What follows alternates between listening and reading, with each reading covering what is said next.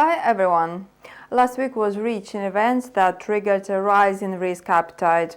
Investors decided to ignore Jerome Powell's hawkish comments and started a modest but steady rally.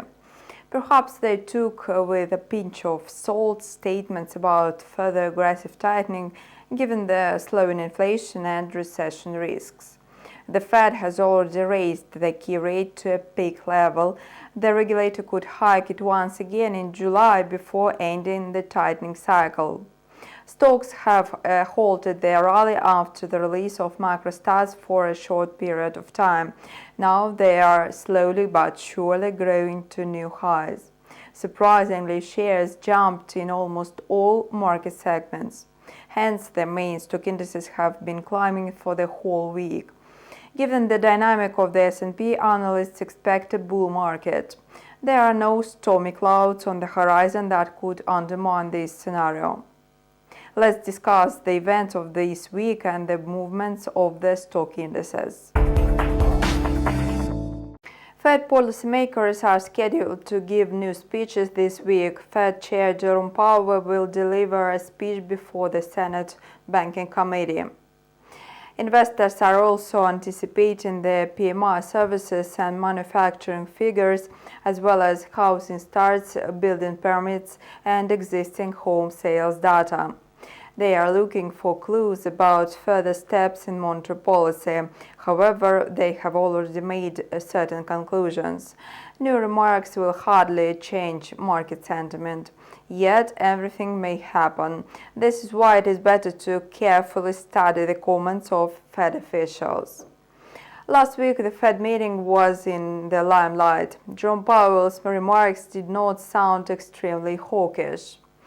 The Fed is in no hurry to make decisions and declare victory over inflation. Before making any announcements, the regulator needs to analyze the inflation reports. The Fed is acting cautiously. If there is an unexpected surge in consumer prices, it will raise interest rates. However, the economy is quite resilient now. Inflation is easing. In July, inflation figures are likely to be in line with forecasts. The fight against inflation is important, but the central bank should be careful and not hammer economic expansion. The Fed's official comments sound somewhat different. Policymakers predicted that they might need to raise rates 2 more times this year as inflation, while moderating, remains stubborn. Some Fed members expect the interest rate to reach 5.75% by 2023. One of the officials does not even rule out that the key rate could be hiked above 6%. However, many investors are skeptical of such statements. A rate hike in July is likely to be the last one in the tightening cycle. According to the Fed Watch tool, which helps traders analyze the probability of FOMC rate moves for upcoming meetings, 74% of speculators are betting on a 25 basis point rate hike at the July meeting. They are also factoring in a rate cut in January. Some analysts assume that inflation may return to 2.5 or 3% by the end of the year. Investors are now more focused on these forecasts rather than on the Fed's monetary policy. The benchmark stock indices have been rising for the whole week. Although there was a slight rollback at the end of the week, the decline was a short-lived correction. The Dow closed more than 100 points lower on Friday. The S&P and NASDAQ lost almost 0.4 and 0.7% respectively. Investors assessed the monetary policy prospects amid the expiration of options in the quadruple watching date in 2023. Of the week, the Dow advanced by 0.9%, extending a 3-week winning streak. The index kicked off the new week with a sluggish rise. However, it is quite predictable as trading floors in the US were closed. Nevertheless, investors are slightly worried about this drop as concerns about the global economy and the movements of the federal funds rate could undermine a rally in the second quarter. Bank of America does not share optimism about a steady increase on Wall Street. It believes that this is not the start of a new long-term rally. A similar situation occurred in 2000 or 2008 years when a meteoric rise preceded a collapse. The S&P 500 was the biggest gainer. It added 2.2%. This is the fifth week increase in a row, the longest since November 2021. Investors wonder when the upward movement could end and whether it will resume again.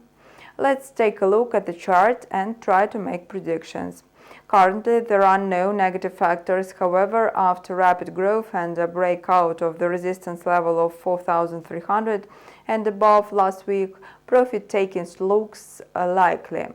It appears this scenario may take place soon, as something similar occurred on Friday and Monday. Although technical indicators signal a possible correction, there could always be some expected movements. Therefore, it would be wise to monitor market dynamic and make decisions based on fresh data. Do not forget that the financial market is full of opportunities as well as challenges. Be prepared for the unexpected turn of events and keep your head cool when making decisions.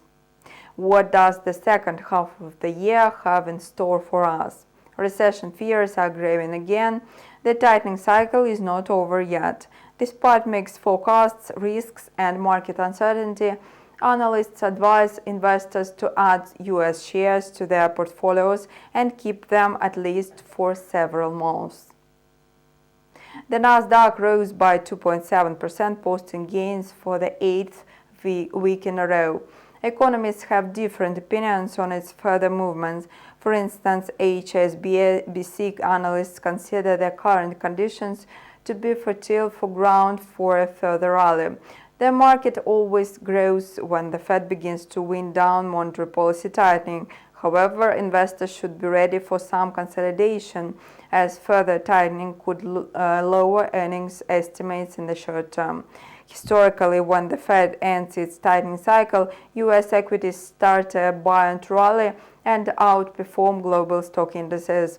In the 6 previous tightening cycles, on average, the S&P gained 19% after a pause. Last week, Microsoft stock fell by 1.7% and Micron Technology shares dropped by 1.7% also. Virgin Galactic shares advanced by 16.3% amid plans for commercial space tourism. Tesla stock climbed by 1.8% after hitting a 37-week high during their session, while Adobe grew by 0.8% thanks to positive earnings estimates and forecasts.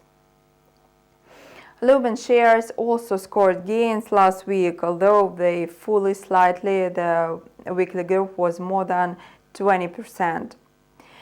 A rally began after Lumen announced a new partnership with two tech giants, Microsoft and Alphabet. They are collaborating on a networking system called ExaSwitch. ExaSwitch allows Microsoft and Google to efficiently route internet traffic between networks without the need to use third-party services. This is a new ecosystem that represents the future of network connections. However, despite a rapid increase, the company's shares have fallen by 59% since the start of the year. They are valued at less than 15% of this year's expected sales.